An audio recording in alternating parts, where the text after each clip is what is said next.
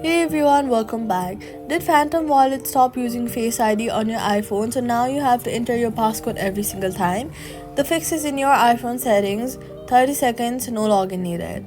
First, go to your settings app, search for Face ID and Passcode, enter your password when needed, and now scroll down to the section labeled Other Apps. Scroll through the list until you find Phantom. If the toggle next to Phantom is grey and switched off, tap it to turn it on. If it's already on but Face ID is still not working, tap it off and then back on to reset the permission.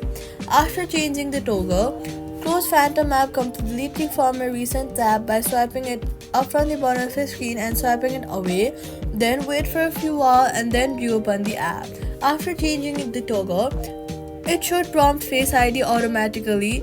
Now, if the Phantom does not appear in the Face ID app list at all, go to your settings app, then go to general, then go to iPhone storage, scroll down in the list of apps until you see Phantom.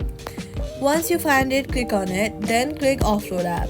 Once offloaded, go to the App Store and reinstall from App Store. After a fresh install, it will ask to enable Face ID on the first launch. So all you've got to do is go to settings, go to Face ID and Passcode, find Phantom in the app list, toggle it on, Face ID will be working in Phantom Wallet again, and that's it. Subscribe.